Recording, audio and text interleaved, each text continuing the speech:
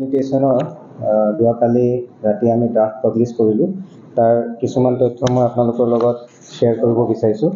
আমাৰ ডিলিমিটেশ্যন হোৱাৰ পিছত ডিব্ৰুগড় জিলাত টোটেল জিলা পৰিষদ হ'ব 22খন। তাৰ লগতে আঞ্চলিক পঞ্চায়ত আমাৰ 7খন হ'ব। 7খন ব্লক আমাৰ যিটো যেনেকৈ আগত আছিল তেনেকৈ থাকিব। তাৰ লগতে আঞ্চলিক পঞ্চায়তবিলাক আমাৰ হৈ থাকে। চ' আঞ্চলিক পঞ্চায়ত কনষ্টিটুৱেঞ্চি আমাৰ 7খন হ'ব। লগতে টোটেল নাম্বাৰ অফ পঞ্চায়ত আগতেও ডিব্ৰুগড় জিলাত 93খন পঞ্চায়ত আছিল। এতিয়াও পোষ্ট ডিলিমিটেশ্যন আমাৰ 93 পঞ্চায়তে থাকিব। সমষ্টি ৱাইজ আমাৰ ডিলিমিটেশ্যনৰ পিছত ডিব্ৰুগড় জিলাত 6খন সমষ্টি আছে। এই 6খন সমষ্টি ৱাইজ পঞ্চায়তৰ ডিটেইলছখিনি মই আপোনালোকক কৈ দিব বিচাৰিছোঁ। 87 নং চাবুৱা লাহোৱাল সমষ্টিত টোটেল গাঁও পঞ্চায়ত আফটাৰ ডিলিমিটেশ্যন হ'ব 18খন। তাত দুটা ব্লক হ'ব, চাবুৱা ব্লক আৰু লাহোৱাল ব্লক। দুটা ব্লকত নটাকৈ জিপি হ'ব। টোটেল আঞ্চলিক পঞ্চায়ত আফটাৰ ডিলিমিটেশ্যন এটা ব্লকৰ এগেইনষ্টত এটা আঞ্চলিক পঞ্চায়ত থাকে, সেইকাৰণে দুটা আঞ্চলিক পঞ্চায়ত হ'ব চাবুৱা লাহোৱাল সমষ্টিত। টোটেল জিলা পৰিষদ 4টা হ'ব, Dinjoy, Dikom, Bokul, Motorghat. Total number of villages after delimitation মানে এই গোটেইকেইখন জিপি মিলাই আমাৰ গাঁও হ'ব 185। টোটেল ব্লক দুটা। ডিব্ৰুগড় সমষ্টি 88 নং ডিব্ৰুগড় সমষ্টিত টোটেল জিপি আফটাৰ ডিলিমিটেশ্যন 7খন হ'ব। আঞ্চলিক পঞ্চায়ত এখনে হ'ব। আঞ্চলিক পঞ্চায়তখনৰ নাম ডিব্ৰুগড় আঞ্চলিক পঞ্চায়ত হ'ব। জিলা পৰিষদ টোটেল আফটাৰ ডিলিমিটেশ্যন 2খন হ'ব, ডিব্ৰুগড় ইষ্ট আৰু ডিব্ৰুগড় ৱেষ্ট বুলি জিলা পৰিষদ হ'ব। Total villages after delimitation 54। Total block Dibrugarh সমষ্টিৰ কাৰণে যিখন ব্লক হ'ব, ব্লকখনৰ নাম হ'ব ডিব্ৰুগড় ডেভেলপমেণ্ট ব্লক। এতিয়া আমি গোটেইখিনি প্ৰপ'জেলৰ কথা কৈ আছোঁ যে ড্ৰাফ্ট ষ্টেজত থাকিব। চ' ড্ৰাফ্টত আমাৰ এইখিনি প্ৰপ'জেল আছে। লগতে 89 নং খোৱাং সমষ্টিত টোটেল জিপি আমাৰ আফটাৰ ডিলিমিটেশ্যন হ'ব 17খন। লগতে আঞ্চলিক পঞ্চায়ত এখন, খোৱাং আঞ্চলিক পঞ্চায়ত বুলি। জিলা পৰিষদ তাত 4টা হ'ব, চেপন, নাহৰণি, বৰবৰুৱা আৰু Larua. Total number of villages after delimitation 338 আৰু টোটেল ব্লক এখনে হ'ব, খোৱাং ডেভেলপমেণ্ট ব্লক। 90 নং দুলীয়াজান সমষ্টিত টোটেল জিপি আফটাৰ ডিলিমিটেশ্যন হ'ব 16খন। তাৰ লগতে আঞ্চলিক পঞ্চায়ত আমাৰ এখনে হ'ব, টেঙাখাট আঞ্চলিক পঞ্চায়ত। টোটেল জিলা পৰিষদ হ'ব 4খন, Bhadoi, Duliajan, Hatibandha, Tengakhat. Total number of villages after delimitation হ'ব 244। টোটেল ব্লক আফটাৰ ডিলিমিটেশ্যন এখনে হ'ব, টেঙাখাট ডেভেলপমেণ্ট ব্লক। 91 নং টিংখং সমষ্টিত টোটেল জিপি আফটাৰ ডিলিমিটেশ্যন হ'ব 19খন। টোটেল আঞ্চলিক পঞ্চায়ত আফটাৰ ডিলিমিটেশ্যন এখনে হ'ব, টিংখং আঞ্চলিক পঞ্চায়ত। জিলা পৰিষদ 4খন, টিংখং, ৰাজগড়, মৰাণ আৰু Lengeri. Total number of villages after delimitation হ'ব আমাৰ 321। টোটেল ব্লক আফটাৰ ডিলিমিটেশ্যন এখনে ব্লক হ'ব, টিংখং ডেভেলপমেণ্ট ব্লক। 92 নং নাহৰকটীয়া সমষ্টিত টোটেল জিপি আফটাৰ ডিলিমিটেশ্যন হ'ব আমাৰ 16খন। টোটেল আঞ্চলিক পঞ্চায়ত আফটাৰ ডিলিমিটেশ্যন এখন, নাহৰকটীয়া আঞ্চলিক পঞ্চায়ত বুলি হ'ব।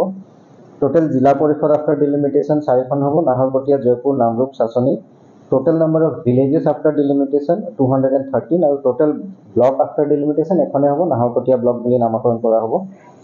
আমাৰ ড্ৰাফ্ট যিখন পাব্লিছ হৈছে সেইটো টোটেল আমাৰ 6টা ফৰ্মেটত পাব্লিছ হৈছে। Format 1, format 2A, format 2B, format 3A, format 3B আৰু ফৰ্মেট 4। এই ফৰ্মেট 1ত যিকেইখন গাঁও পঞ্চায়ত একো পৰিৱৰ্তন হোৱা নাই, ৱাৰ্ডৰো পৰিৱৰ্তন হোৱা নাই, পঞ্চায়তৰো পৰিৱৰ্তন হোৱা নাই, তেনেকৈ আমাৰ এই গোটেই ফৰ্মেটখিনি সমষ্টি ৱাইজ থাকিব। ফৰ্মেট 1ত থাকিব যিসকল পঞ্চায়তৰ একো পৰিৱৰ্তন হোৱা নাই। ফৰ্মেট 2A থাকিব গাঁও পঞ্চায়ত লেভেল যিখিনি কিবা এটা চেঞ্জেছ হৈছে। 90 নং দুলীয়াজান সমষ্টিত টোটেল জিপি আফটাৰ ডিলিমিটেশ্যন হ'ব 16খন। তাৰ লগতে আঞ্চলিক পঞ্চায়ত আমাৰ এখনে হ'ব, টেঙাখাট আঞ্চলিক পঞ্চায়ত। টোটেল জিলা পৰিষদ হ'ব 4খন, Bhadoi, Duliajan, Hatibandha, Tengakhat. Total number of villages after delimitation হ'ব 244। টোটেল ব্লক আফটাৰ ডিলিমিটেশ্যন এখনে হ'ব, টেঙাখাট ডেভেলপমেণ্ট ব্লক। 91 নং টিংখং সমষ্টিত টোটেল জিপি আফটাৰ ডিলিমিটেশ্যন হ'ব 19খন। টোটেল আঞ্চলিক পঞ্চায়ত আফটাৰ ডিলিমিটেশ্যন এখনে হ'ব, টিংখং আঞ্চলিক পঞ্চায়ত। জিলা পৰিষদ 4খন, টিংখং, ৰাজগড়, মৰাণ আৰু Lengeri. Total number of villages after delimitation হ'ব আমাৰ 321। টোটেল ব্লক আফটাৰ ডিলিমিটেশ্যন এখনে ব্লক হ'ব, টিংখং ডেভেলপমেণ্ট ব্লক। 92 নং নাহৰকটীয়া সমষ্টিত টোটেল জিপি আফটাৰ ডিলিমিটেশ্যন হ'ব আমাৰ 16খন। টোটেল আঞ্চলিক পঞ্চায়ত আফটাৰ ডিলিমিটেশ্যন এখন, নাহৰকটীয়া আঞ্চলিক পঞ্চায়ত বুলি হ'ব। টোটেল জিলা পৰিষদ আফটাৰ ডিলিমিটেশ্যন 4খন হ'ব, নাহৰকটীয়া, জয়পুৰ, নামৰূপ, চাচনি।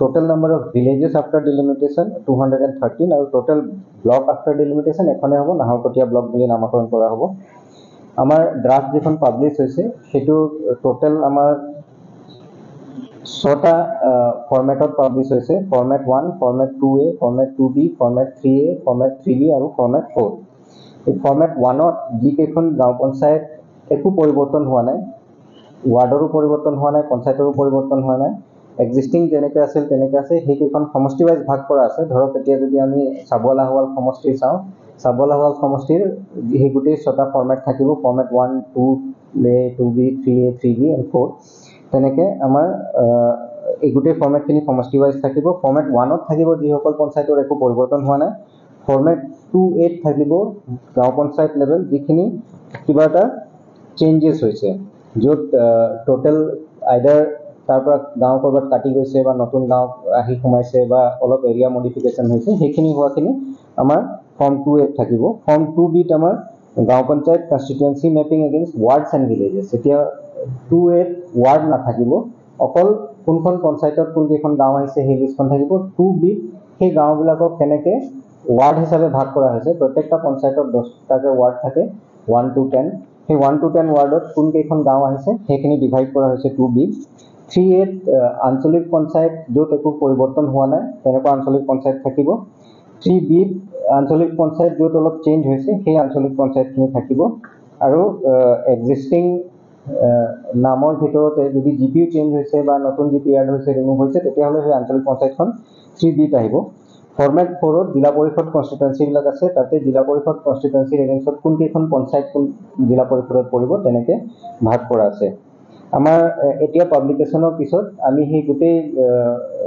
ড্ৰাফটখন সাৰ্কুলেট কৰি আছো পঞ্চায়ত লেভেলত ৰাইজে নিজৰ পঞ্চায়ততো গৈ চাব পাৰিব লগতে আমাৰ ব্লক অফিস সাৰ্কেল অফিস আৰু বিভিন্ন আমাৰ যিসকল এছেম্বলি লেভেল কমিটিত আছিল তেখেতলোকৰ প্ৰত্যেকটা লেভেলত আমি এই ড্ৰাফটখন সাৰ্কুলেট কৰিম ডিসি অফিসতো থাকিব সিও জিলা পৰিষদ অফিসতো থাকিব আমাৰ ওয়েবসাইটতো থাকিব লগতে আমি লিংক কৰি পেলাই আমাৰ ফেসবুক পেজতো শেয়াৰ কৰি দিম যাতে ৰাইজে গোটেইখিনি কথা গম পায় আৰু আপোনালোকৰ জৰিয়তে সকলোকে আহ্বান কৰিম যাতে তেখেতলোক সেইখিনি চাই আৰু যদি কিবা ওজৰ আপত্তি থাকে ক্লেইমছ এণ্ড অবজেকশনছ থাকে তেখেতলোকে 18 তাৰিখৰ পৰা মানে আজিৰ পৰা 20 তাৰিখৰ ভিতৰত আমাৰ সিও জিলা পৰিষদ অফিসত তেখেতলোকে জমা দিব পাৰিব যদি কিবা অবজেকশন আছে ব্যক্তি হিচাপেও দিব পাৰিব কোনোবা সংগঠন হিচাপেও দিব পাৰিব সোসাইটি হিচাপেও দিব পাৰিব সো যিসকল ৰাইজে বিচাৰিছে যে তেখেতলোকে কিবা এটা পৰিৱৰ্তন বা কিবা এটা চেঞ্জেস বিচাৰিছে সেইখিনি তেওঁলোকে 20 তাৰিখৰ ভিতৰত দিব লাগিব আৰু আমাৰ 20 তাৰিখৰ পিছত 22 তাৰিখৰ ভিতৰত আমি গোটেইখিনি স্ক্ৰুটিনি কৰিম যে কেনেকুৱা ধৰণৰ ক্লেইমছ অবজেকশনছ আহিছে সেইখিনি যদি গাইডলাইনৰ ভিতৰত আমি